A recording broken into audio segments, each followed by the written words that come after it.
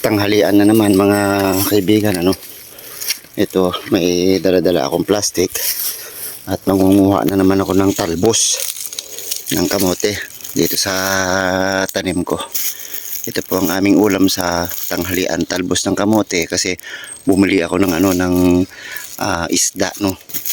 Lalagyan natin ng talbos ng kamote. Gaganda naman ng talbos mga kaibigan, no. Kita nyo, no. At maganda talaga pag may tanim ka, no. Ayan, napapakinabangan ko na sila mga kaibigan. Ayan, no. Maganda. Lalagyan natin ng ng isda. Ayan, no, dito si Asia TV, oh. Doon ka, kuha ka ng talbos doon. Hello po.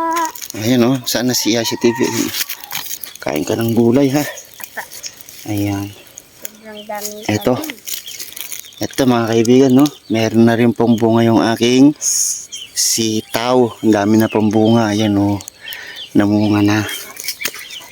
Maganda talaga pag may tanim ka. May libre kang ulam.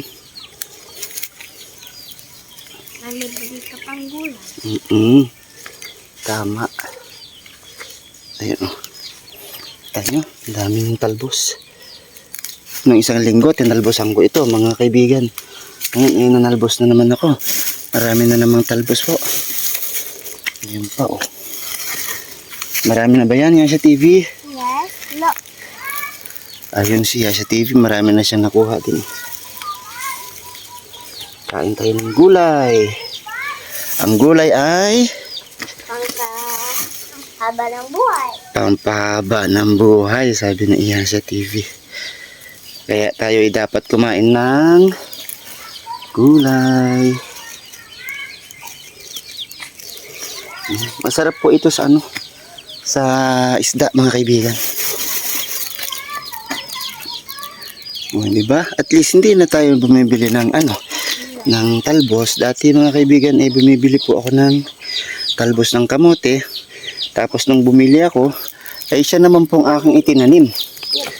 Ngayon, nakakakuha na po tayo ng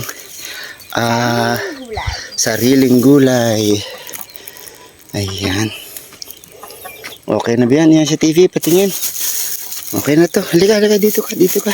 Oops, sorry. O, lagay mo na dito, Ayan, lalagay niya sa TV yung kanyang ginuhang talbos ng kamote. O, patingin, buksan mo nga. O, ang dami na, o. O, ayan, sapat na po ito. Sapat na ito mga kaibigan na ilalagay natin sa isda. At nandito na din lang tayo sa ating taniman. Na ampalaya. O, ayan, malaki na po yung ampalaya. Ayan, o. Kita nyo? O, malaki na siya. O, sige mga kaibigan, magandang tanghali po sa inyo. At magluluto pa po ako ng aming tanghalian. Isda po ulam namin at saka talbos ng kamote. Andun si Asha TV. Magandang tanghali po.